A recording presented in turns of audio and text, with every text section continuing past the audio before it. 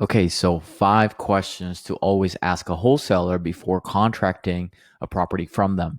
So, finding a deal, you can find a deal whether you are going direct to seller, whether you are working with an agent, you're buying at the foreclosure steps, or through a wholesaler. So, some of these rules really apply to a lot of them, or all of them, really.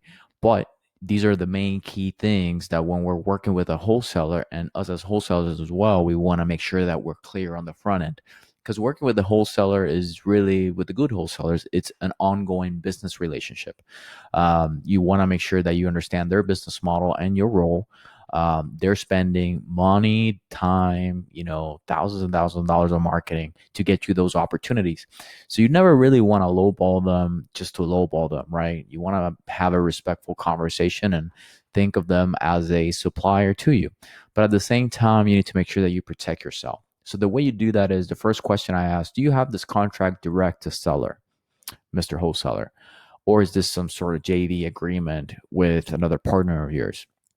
And this might not sit well with some wholesalers, but it's important to clear the air right off the bat, because if they do have direct to seller, they'll be able to show you what you're buying. If it's an assignment of contract, they should be able to show you the purchase and sales agreement along with the assignment of contract. If it's some sort of JV agreement, you want to make sure that they have control of the contract, or at least a good amount of influence, meaning you don't want to give them 1,000, 3,000, $5,000 worth of earnest money made out to them, and we're going to talk about that in a second, without an option period. If you cannot make sure that they actually control the property. So that's why that comes into play. You want to understand really if they're direct to seller or not, or how exactly are they gaining equitable interest to sell to you. Okay. So that's the first thing. The second thing is you want to understand what are the terms. So if they're asking you for a non-refundable earnest money deposit, where is that deposited to? So they might ask you, say, hey, make it out to me, make it out to Joel Aponte. Well, the problem with that is that you don't know if title's clear. You don't know if the wholesaler or the seller will perform. And so the important thing to know here is we rather put the earnest money deposit at the title company. Okay. And that's for your protection as an end buyer, and also for the wholesaler. You don't want them to go and spend that money um, you know, without you getting clear title. So a deal's not a deal until it's closed. So where's the earnest money deposit going to? Then third, you want to understand what are the terms. So typically off market, it's an aggressive type of off market. In negotiations, you might be able to negotiate a short option period, but for really good deals, you need to be able to calculate your repairs really fast and be able to put that cashier's check down at the title company as soon as possible. So you always want to show up to like an investor showing or whatever it is with a certified check made out to the title company.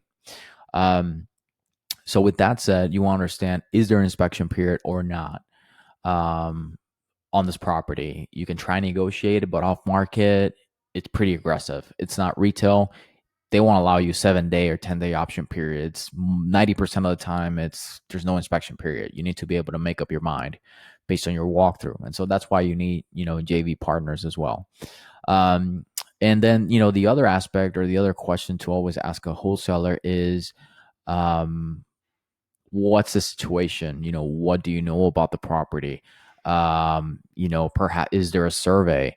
You understand a little bit of the history. Was somebody murdered in the property? These are all things that could affect the value once your resale hasn't been flooded before. Now, at the end of the day, buyer, you have to do your own due diligence. But the more information that you get out of the wholesaler based on the conversations, and if they really appreciate you as a buyer, they'll just fully disclose what they know. And then it's up to you to make your best foot you put your best foot forward to actually make the best offer possible to them to actually get it under contract. Um, and so, with that said, those are the main key questions you have to ask a wholesaler to make sure that expectations are set up upfront. Hope you enjoy that content, and check us out if you have any other questions.